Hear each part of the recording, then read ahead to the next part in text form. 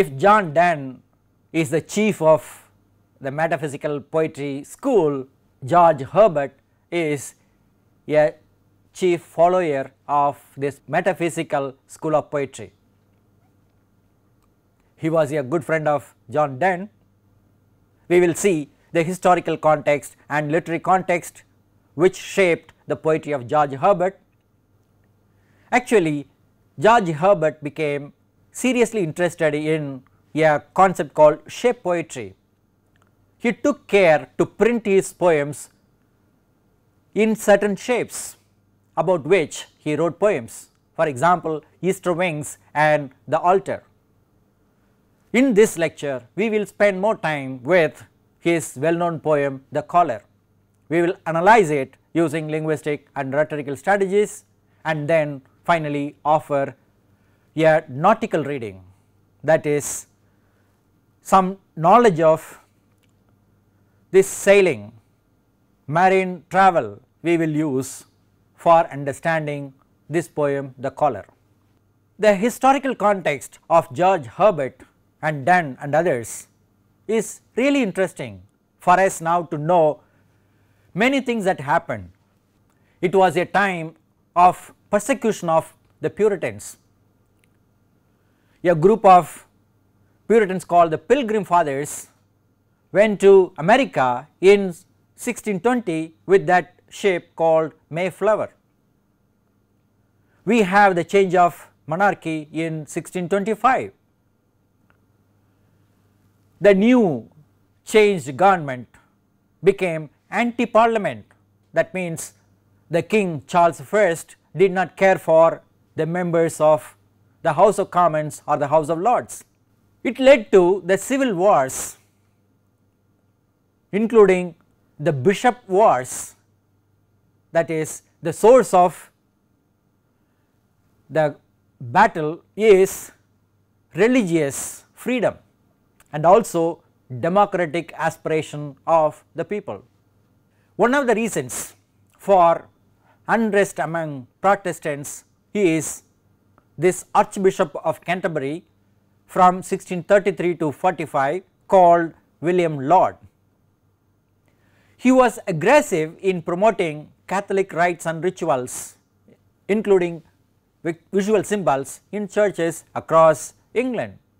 He was also instrumental in forcing Scotland to follow this Roman Catholic practices, but people did not like, and so the bishops, this bishop William Laud and the king were executed in 1645 and 1649 respectively.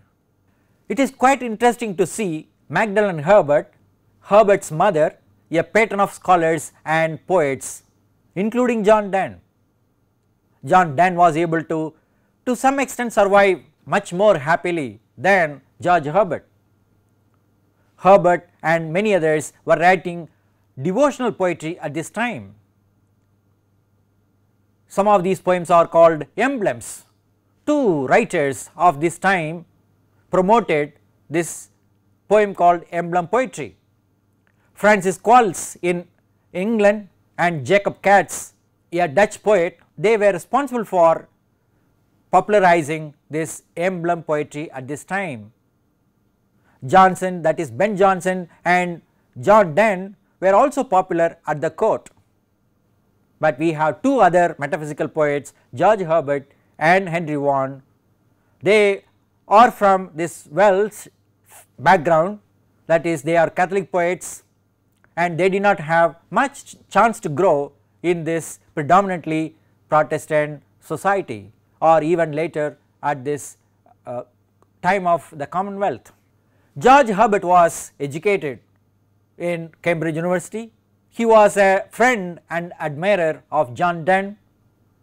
He became a member of parliament from one constituency called Montgomery, but then he was disillusioned with the worldly life after making some attempts to join the mainstream.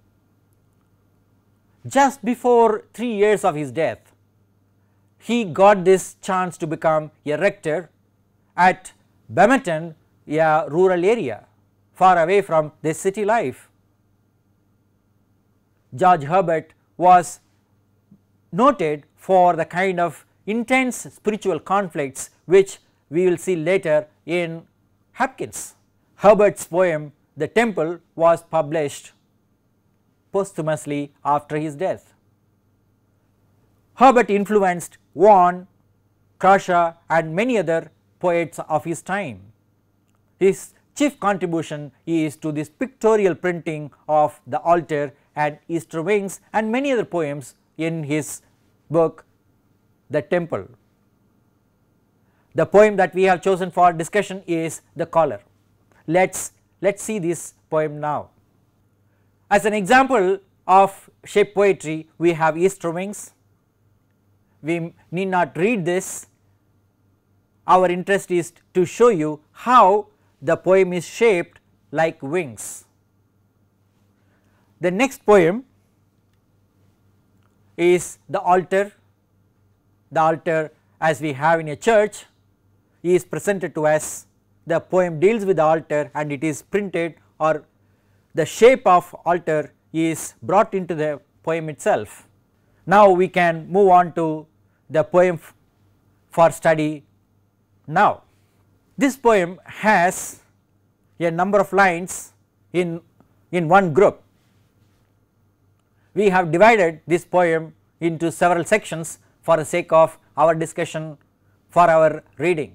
Section 1, or the poet cries, I struck the board and cried, no more, I will abroad. What, shall I ever sigh and pine? My lines and life are free, free as a road. Loose as a wind and large as stone, shall I be still in suit? Have I no harvest but a thorn, to let me bleed and not restore? What I have lost with cordial fruit, sure there was wine. Before my sighs did dry it, there was corn. Before my tears did drown it. Section 2. Is the year only lost to me?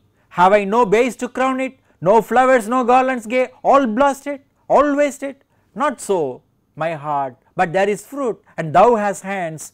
Recover all thy sigh blown age on double pleasures. Leave thy cold dispute of what is fit and not. Forsake thy cage, thy rope of sands, which petty thoughts have made, and made to thee good cable to enforce and draw, and be thy law, while thou didst wink and wouldst not see.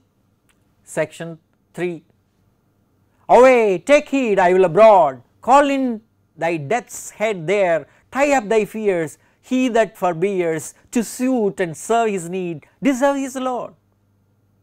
But as I raved and grew more fierce, and while at every word methought I heard one calling, child, and I replied, my Lord. The Caller is a poem of 36 lines with 3 sections we have divided for our sake for discussion. We have some leading questions which will enable us to understand the poem and appreciate it. What is the pun intended in the title, The Caller? Why does the speaker cry out? Why does the speaker feel free and yet constrained?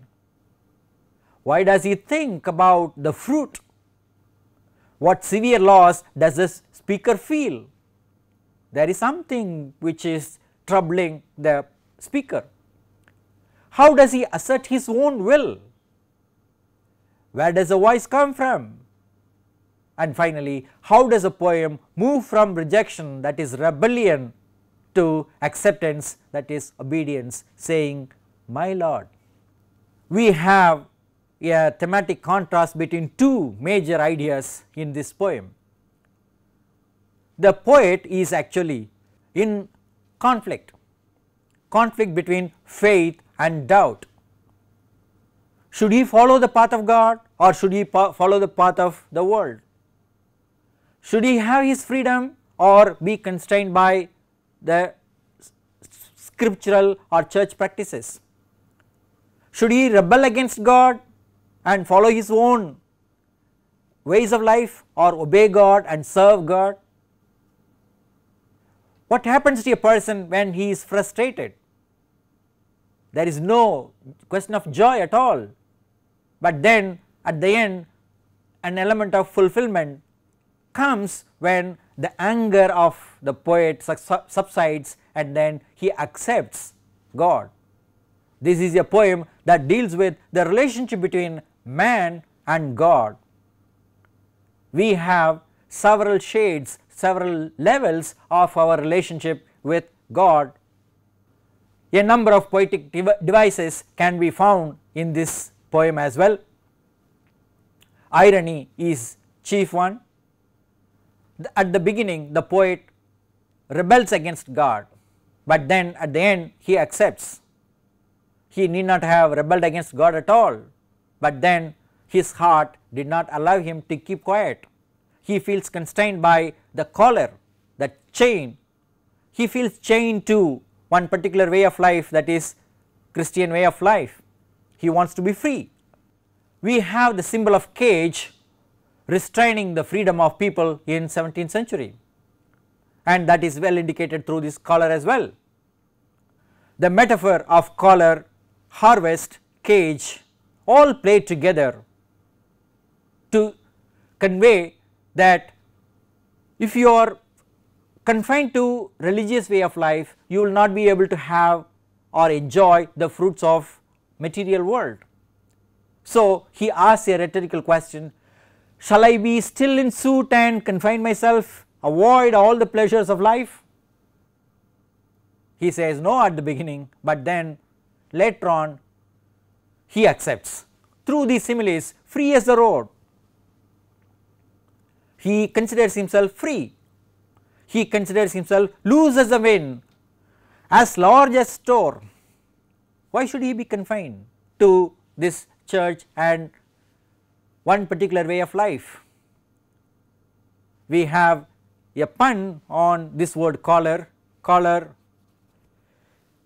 is that which we have used in a dress, and also the collar that is used to chain animals. We have again a pun on fruit. Fruit, the result of life, the fruit of worldly life and the fruit of spiritual life.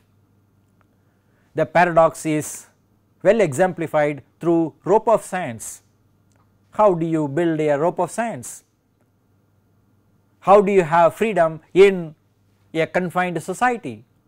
That is the question George Herbert asks. Finally he accepts.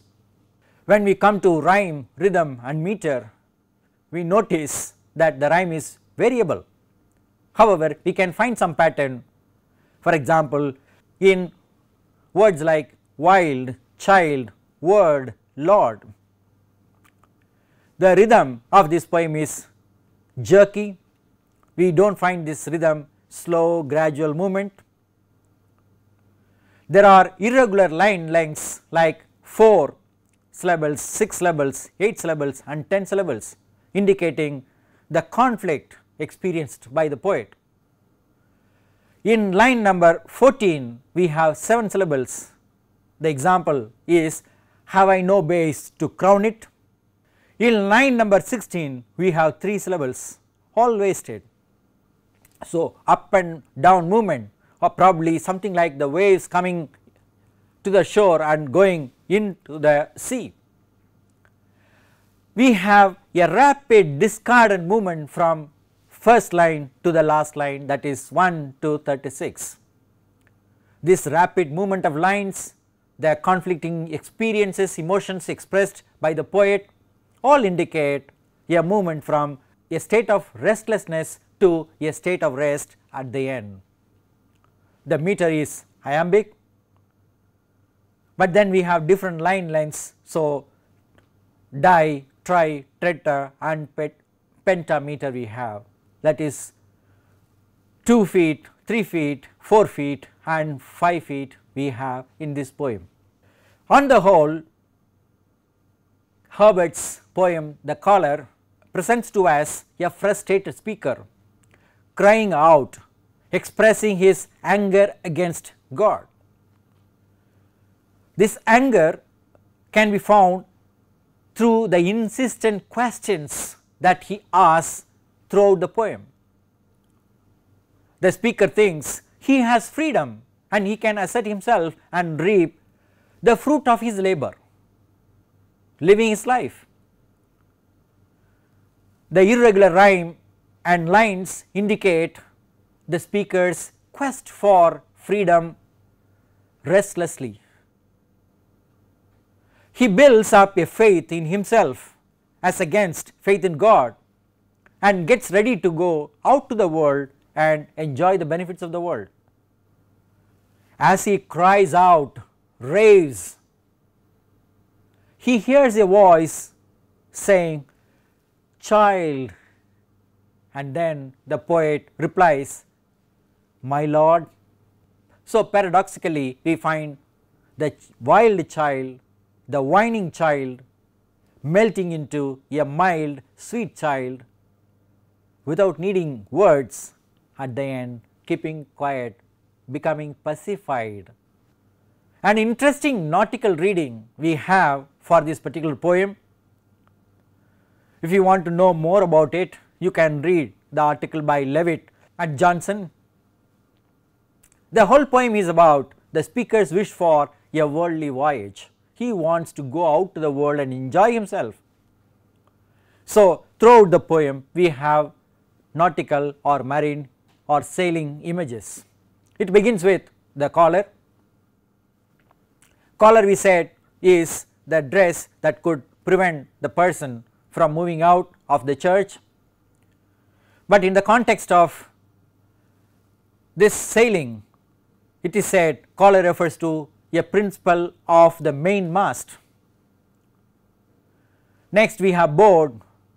It is not only striking the board or a table, it is the deck of the vessel, that is a ship.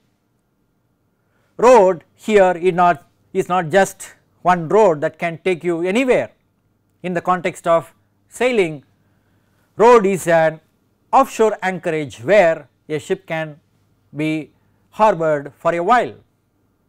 Store is not just worldly store. In the context of nautical reading, we have a ship's storehouse. Similarly, suit need not refer to dress alone, it can refer to a spread of canvas, a suit of sails which govern the movement of the ship. Bays can refer to ports where ships can stay. Garlands also can refer to a wreath of ribbons festooning whaling ships. So the whole context of this poem is sailing. That is what Levitt and Johnson argue and then proceed further. The hands refer to the crew members of the ship. Similarly, cage can mean a beacon to the harbor signaling a navigable channel. Rope of sands also could indicate the boundaries of the land. Away, play with meaning, can refer to raising the ship's anchor for setting sail. The last one, death's head, can indicate the kind of fear that can prompt but also exchange it for a banner that is showing we are ready to go. Thus we see the collar is a poem of spiritual storm and also calm. We can notice two ways of life. One is the way of the world, another is the way of the church. One is action, another is contemplation. The poet is drawn towards action, that is where he feels the conflict with his own life of contemplation. In summary, we can recall that the historical and literary context in which George Herbert was writing, that is devotional poetry or shape or emblem poetry, enabled him to write poems using certain shapes like wings in Easter wings or altar in the altar. The collar also deals with a spiritual experience, a spiritual conflict, and this is contrasted with sailing into the world, though that world is not free from conflicts at all. Thus, a nautical reading of the poem tells us the poet's interest in travelling out into the world or sailing out into the world, but we have to realize that whatever way we may choose, each world has its own problems. If we accept and choose to live life as it is, then it is fine for George Herbert the poet. Thank you.